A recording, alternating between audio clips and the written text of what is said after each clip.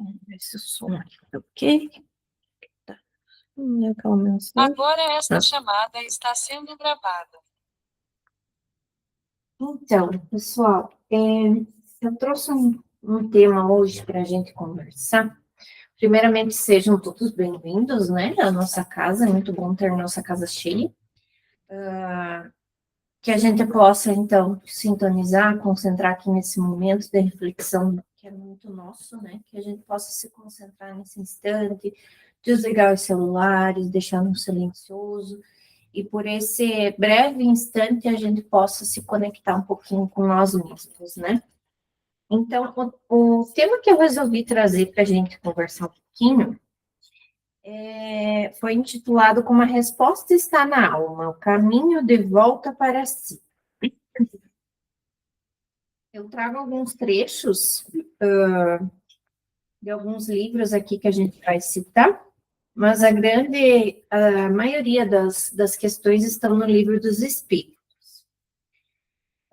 Então, só para a gente introduzir o tema, muitas vezes nós estamos com a vida aparentemente em ordem. Saúde, emprego, relacionamento, está tudo ok, né? Mas por dentro a gente sente aquele vazio que a gente não sabe explicar. Às vezes não está faltando alguma coisa fora, está faltando a nossa presença dentro.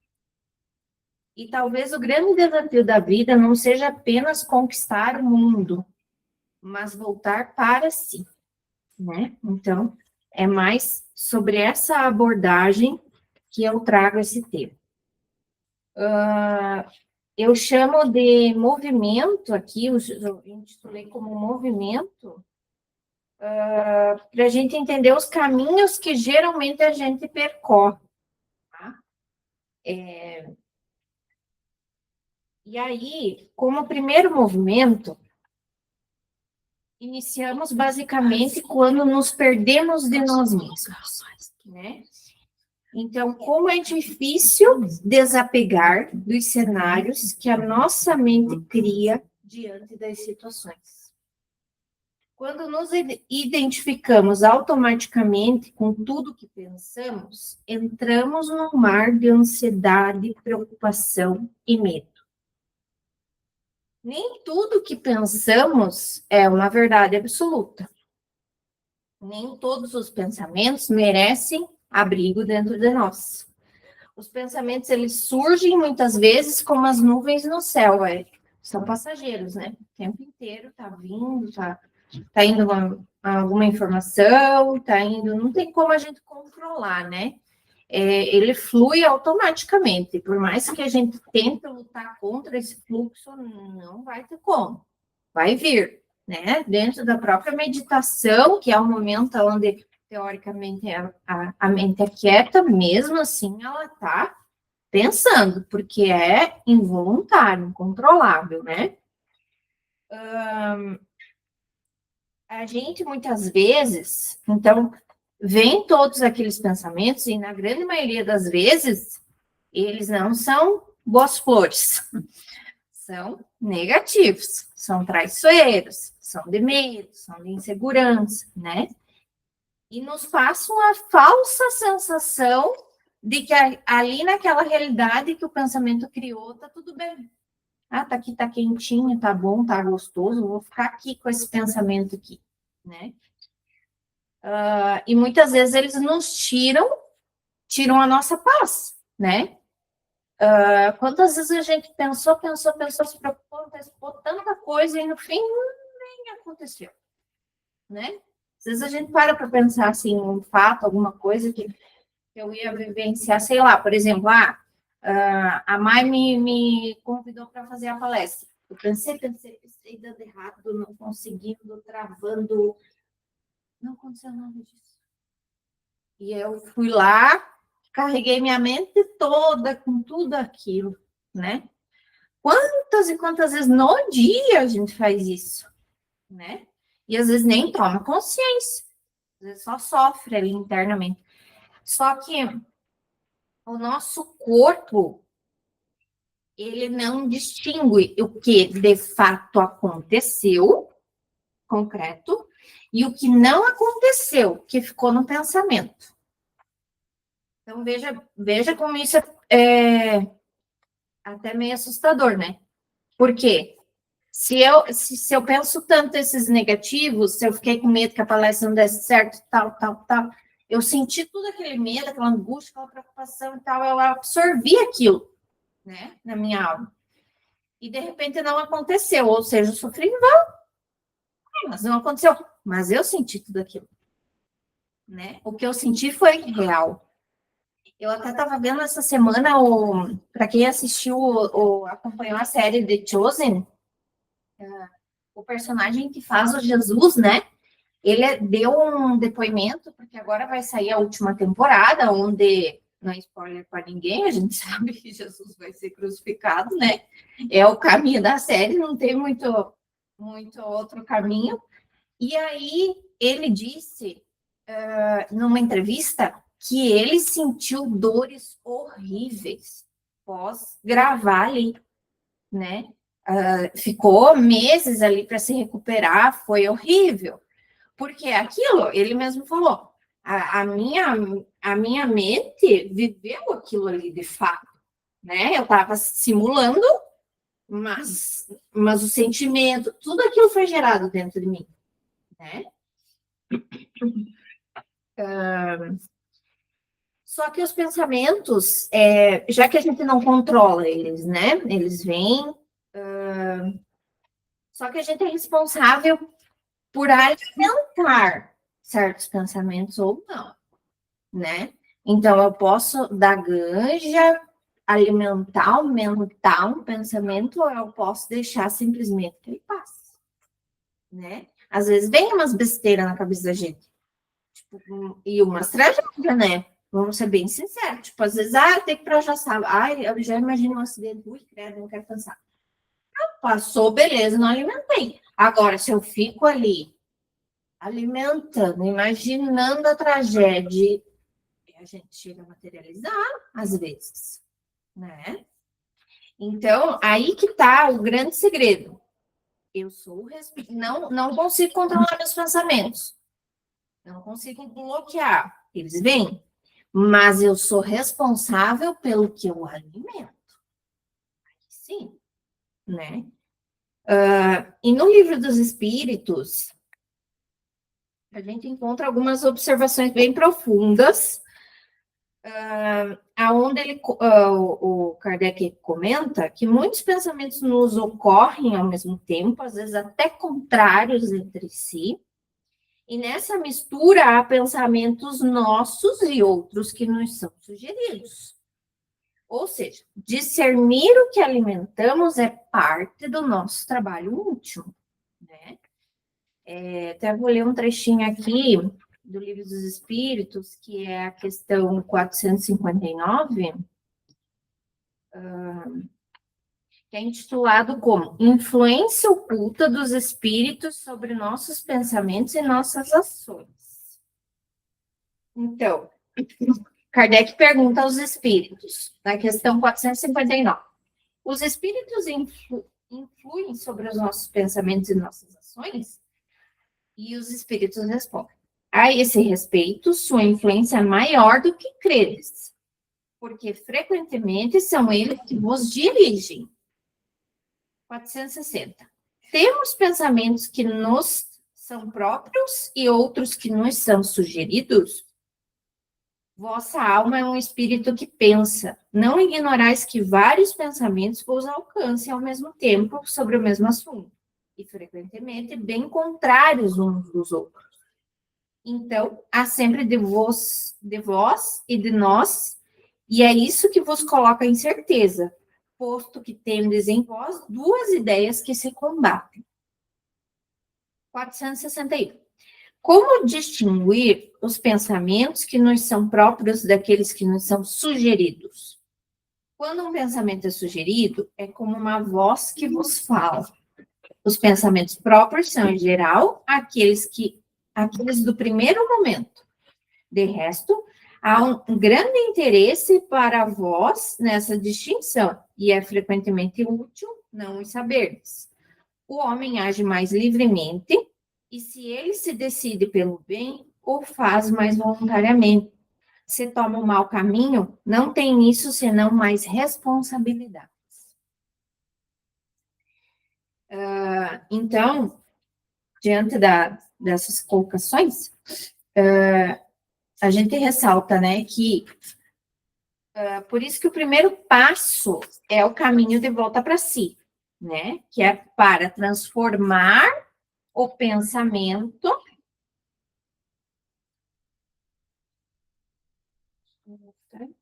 Primeiro passo de caminho de volta para si é parar de transformar o pensamento em sentença, a sensação em verdade absoluta e o medo em profecia, né?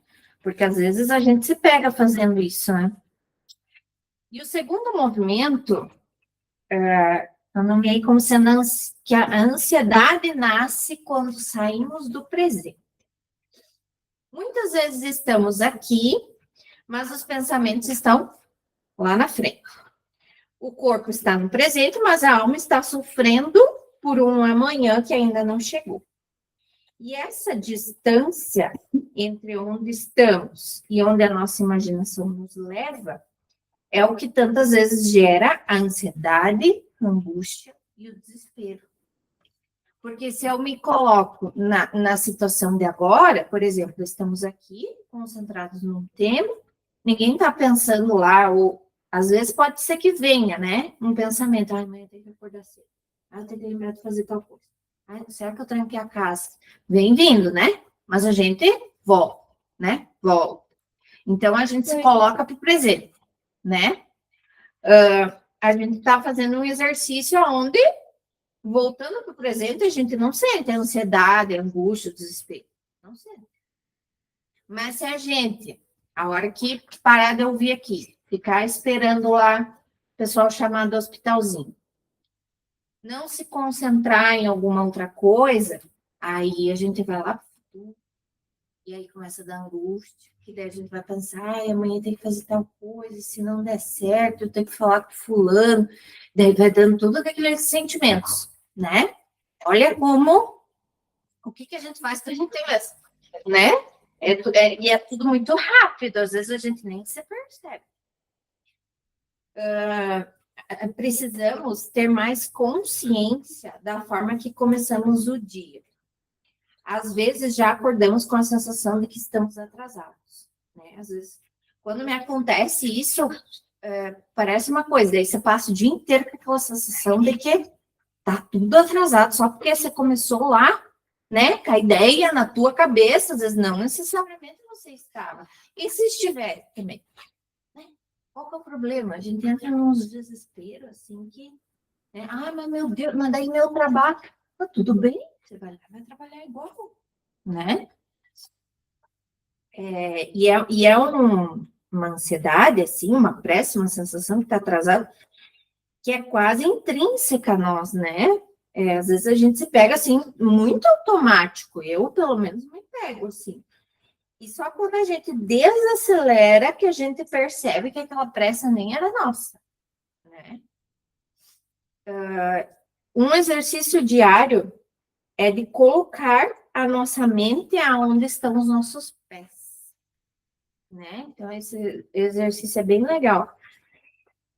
E deixar que o amanhã seja quando chegar, né? Claro que a gente não vai ser pessoas completamente alienadas, sem pensar no futuro, viver inconsequente, não é isso, né? Tudo é uma questão de equilíbrio, né?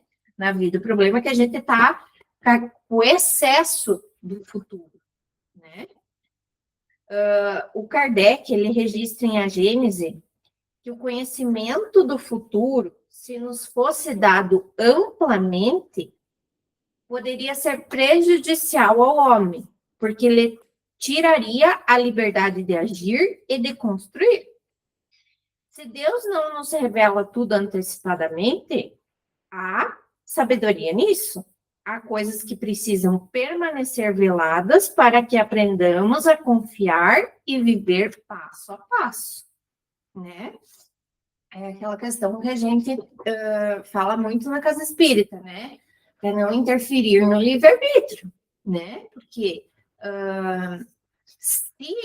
se foi nos dado esquecimento, tem um motivo, tem um porquê, né? Imagina a gente saber tudo que aconteceu em vidas passadas, tudo que aconteceu, e aí assim sucessivamente, né? Porque eu vou saber de mim, vou saber do meu familiar, vou saber do filho, vou saber E aí vira aquele julgamento imenso, meu Deus, a humanidade não consegue lidar com isso, né?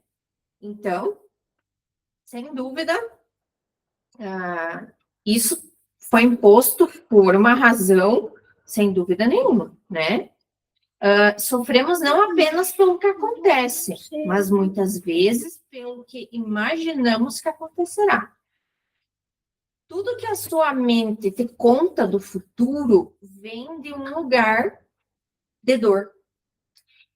Porque a nossa mente, ela registra muito essas dores, né? Dessa existência e até de existências passadas, né? No nosso inconsciente, né? Está registrado.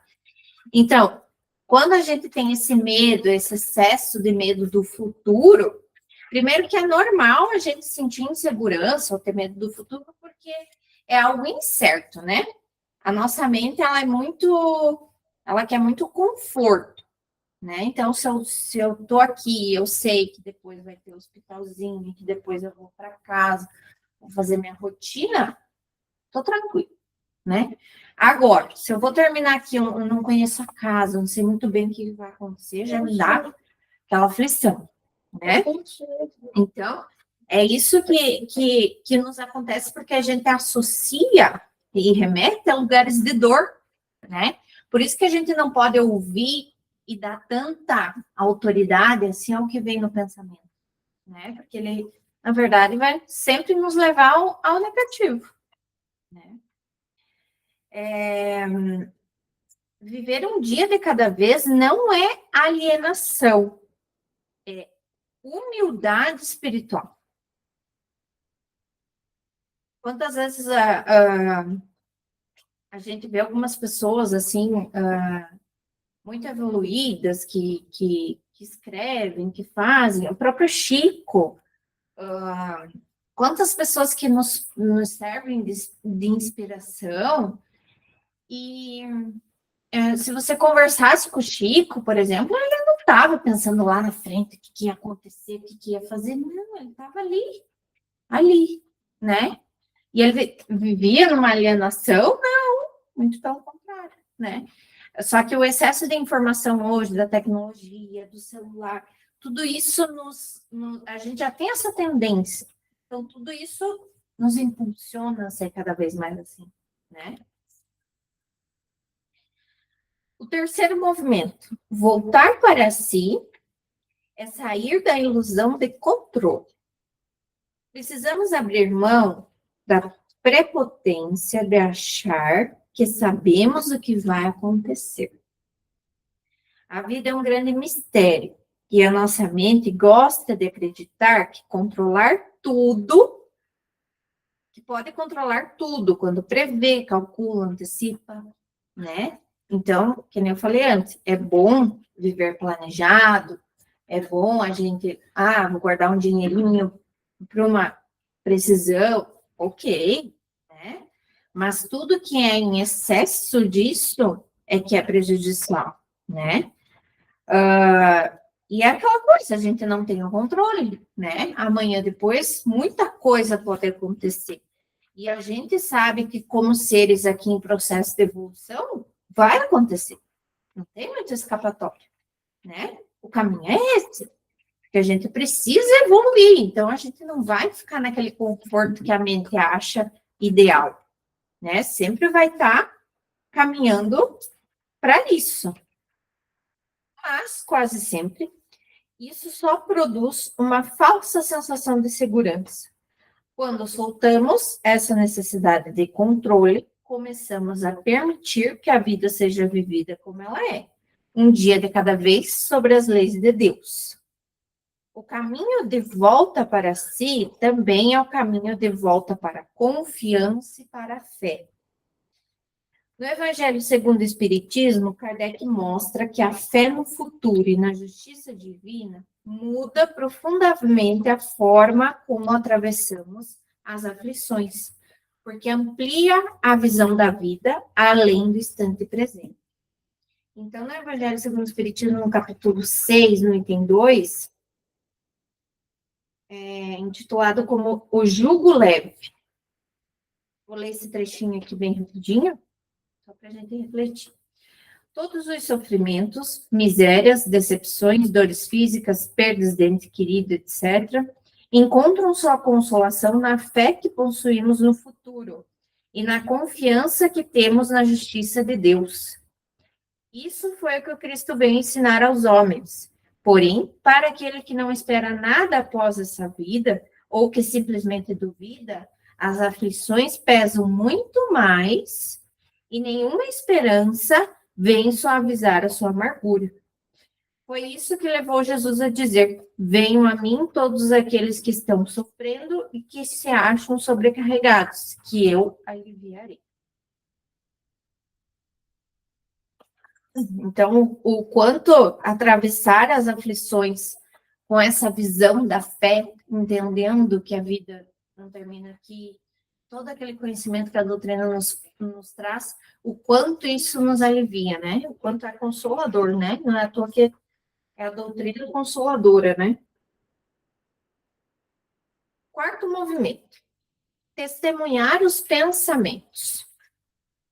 Há um movimento interno muito importante. Aprender a testemunhar. Quando eu observo um pensamento, percebo que não sou aquele pensamento. Então, isso aqui é muito louco, né? Se a gente pensa, é exatamente essa figurinha aqui. Eu, aqui. Ser, alma, corpo, encarnado. Se eu consigo observar o pensamento, quer dizer que eu não sou pensamento. Quer dizer que eu simplesmente posso deixar ele ir, né? E que eu sou a alma eterna, imortal, né? Se eu consigo vê-lo, o pensamento, então existe em mim algo mais profundo. Existe uma consciência que observa, né? Ser consciente é voltar ao nosso estado natural. Porque nós, na essência, nossa essência mesmo, na nossa criação, é o nosso estado natural. E é ali que a gente encontra, quando a gente se conecta, se interioriza, a gente encontra muita cura, muita resposta, muita inspiração, né?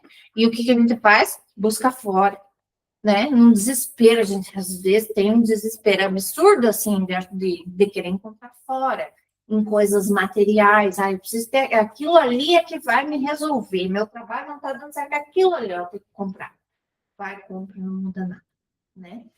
Ou, não, é uma casa, a casa que é o problema. Troca de casa. Não muda nada. Né? Um relacionamento. É o marido que é o problema. Sempre está dentro, né? Voltar para si é sair do piloto automático. É deixar de viver apenas reagindo. Né? É recordar a própria condição espiritual. É perceber, eu não sou apenas impulso, medo, agitação, necessidade de aprovação. Eu sou um ser espiritual em experiência humana. Isso aqui é muito poderoso, né? E a gente pouco valoriza isso como encarnado. Vou até repetir, eu sou um ser espiritual em experiência humana. Né? Quinto movimento. O vazio, que não é falta de coisas, é a falta de presença. Quem nunca viveu isso, né? De nós. Está tudo aparentemente bem, como eu falei ali no começo, né? Tem saúde, tem família, às vezes tem conquistas, né? E a gente até se culpa, né? Às vezes. Meu Deus, mas eu tenho tudo. Quem nunca falou isso, né? Meu Deus, mas eu tenho tudo. O que eu quero? A gente ainda diz, né? Mas ainda assim existe um vazio, uma angústia, um desânimo, uma sensação que falta algo, e é real, a gente sente de fato, né? Isso a gente nega, e olha, se a gente não acolhe aquele sentimento, não posso ficar assim, tá tudo certo, né? Às vezes a gente dá um pito e a gente mesmo, né? Não vou ficar assim. Pior, daí depois vem tudo pior. Então, talvez não esteja faltando alguma coisa, esteja faltando você. Para fora, a vida até faz sentido, mas para dentro já não faz mais. Então, às vezes, a vida são ciclos, né? E a gente entra naquele conforto da mente. Então, assim, eu estou num ciclo onde eu estou confortável. Mas assim, aquela alimentação, aquela coisa. Mas eu estou confortável. Vou ficar aqui porque eu não gosto de mudança. Só que a sua alma está gritando. E a gente não ouve, né? É só necessário, às vezes, um passinho para mudar aquele ciclo. Qualquer coisa. Trabalho, família, né? Ou tudo junto, né? Quantas pessoas relatam quando a gente passou pela pandemia, né? Eu estava conversando esses dias com uma amiga justamente sobre isso. A pandemia foi um antes e depois para muita gente, né? Porque foi um encerramento de ciclo coletivo, dá para se dizer, né? Porque muita coisa ficou para lá, uma troca de energia gigantesca, né? Mexendo com quantas almas e que mudaram para cá. Não necessariamente a grande maioria, graças a Deus, quem está aqui nem passou pelo Covid, você passou, foi tudo bem. Não é a questão do Covid em si, mas as transformações que tudo isso envolveu, mexeu internamente, né? Com muita coisa. E às vezes a gente fica insistindo naquela situação que a gente está, e aquela inquietação vai aumentando. E quando a alma não acompanha o rumo da vida, surge esse vazio que dói. É como se em algum ponto do caminho nós nos tivéssemos nos afastado da nossa verdade interior, da consciência espiritual, daquilo que realmente nutre a nossa alma. Eu escutei uma palestra esses dias que fechou muito com isso aqui. O palestrante era um psicólogo, e daí ele disse que o rapaz, um senhor, assim, de idade, tinha várias empresas, uma família enorme, tudo certo, neto, tudo. Aquela maravilha, assim, de sonho de vida. E ele disse, assim, para o psicólogo dele, eu não sei o que me faz ainda sentir o vazio, se eu tenho tudo. Daí o psicólogo parou e ele disse que veio uma intuição para ele, assim, com certeza, né? Espiritualidade agindo, né? Onde a gente menos imagina. Ele respondeu para ele assim: em algum momento a sua alma disse tchau. Esse é o seu caminho, não o meu. Né? Então, ele seguiu o que ele achava que socialmente fosse certo. Os bens, o status, o poder, né? Enfim. E a alma ficou lá. Tem uma coisa para resolver aqui, ó. E o bem para fazer com o outro é a caridade. Por que você está aqui, tua evolução? Ficou lá atrás, né? Quantas vezes a gente deixa a nossa alma assim e vai achando que está fazendo o que deve fazer, né? Por isso que o autoconhecimento não é luxo emocional, é necessidade de evolução. Em O Livro dos Espíritos, o conhecimento de si mesmo, ele cita que o conhecimento de si mesmo é apresentado como uma chave de progresso moral. Então, na questão 919, que a gente fala bastante dentro da Casa Espírita, mas é bom a gente repetir novamente. A pergunta é: qual é o meio prático e eficaz para se melhorar nessa vida e resistir aos arrastamentos do mal? Conhece-te a ti mesmo. E a gente acha que se conhece, mas não se conhece, ou se conhece muito pouco. né? E cada vez a gente vai descobrindo mais e mais e mais coisas sobre nós, graças a Deus, é normal, né? E isso faz com que a gente evolui e melhore, né? E que nem tem gente que fala, ninguém muda. Ninguém muda. Muda, graças a Deus que muda, né? Às vezes a gente encontra alguém que não vê há muito tempo, nossa, como você mudou? Tem que responder, graças a Deus que mudou. Que a evolução é isso. Estamos aqui para isso, né? Ele segue falando aqui, conhece o Vou ler mais um trechinho aqui. Fazei o que eu fazia da minha vida sobre a Terra. Ao fim da jornada, eu interrogava minha consciência, passava em revista o que fizera e me perguntava se não faltava algum dever, se ninguém tinha nada a se lamentar de mim. Foi assim que comecei a me conhecer e ver o que tinha que transformar em mim. Examinai o que podeis ter feito contra Deus, contra vosso próximo e, enfim, contra vós mesmos. As respostas serão um repouso para a vossa consciência ou a indicação de um mal que é preciso curar. O conhecimento de si mesmo, portanto, é a chave do progresso individual. Sexto movimento. A resposta está na alma, porque é nela que mora o sentido.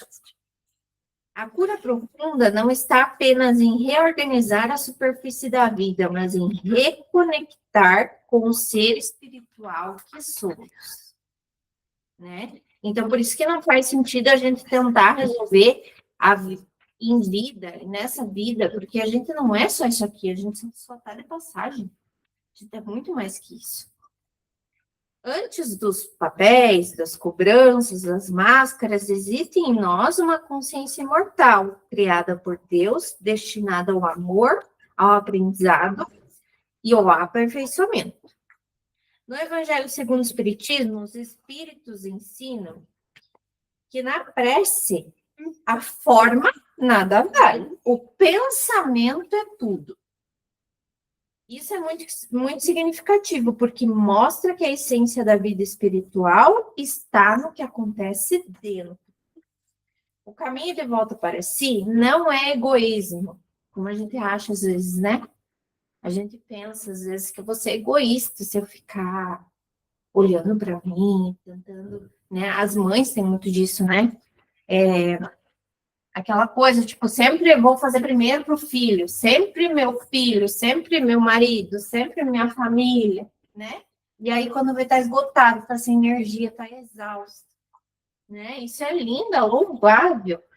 Só que primeiro, é aquela coisa que a gente fala aqui dentro da casa espírita, você não cuida de um doente se você já está doente, né? Até eu fui viajar agora esses dias, e eu fui num hotel, onde era um hotel pequeno, assim, era um casal que cuidava do hotel, por opção própria, porque eles gostavam de acolher as pessoas e receber, e aí a esposa do dono do hotel, que ela fazia o café da manhã, ela disse que o prazer deles é isso, assim, receber as pessoas, acolher as pessoas e tal. E aí, de tarde, a gente foi sair, assim, do hotel, era uma cidade muito fria, neve e tudo mais. E nesse dia tinha um sol, coisa mais linda, assim, mas as montanhas tudo nela. E ela estava sentadinha num banco, assim, com ele um semblante bem de paz, sentindo aquele sol. E dela cumprimentou nós e tal, e aí eu disse, ai, que delícia esse solzinho, esse frio e tal, né? E aí ela falou, eu confesso que eu organizo tudo muito rápido para eu poder vir logo para o meu sol. Ela disse, ele me reabastece, porque eu cuido muito das pessoas, do ambiente aqui do hotel, mas eu preciso também ser cuidada. Olha isso, gente. Eu achei isso de uma sabedoria. E é essa a chave, porque se ela se doar só para o hotel, ela vai ficar esgotada. E ela tira tempo para ela, né? Quantos de nós tiramos esse tempo? O sol é o mesmo lá, aqui? Eu não faço isso. Tipo, tem um sol lindo, podia sentar lá. Não, tem coisa na loja para resolver, tem coisa...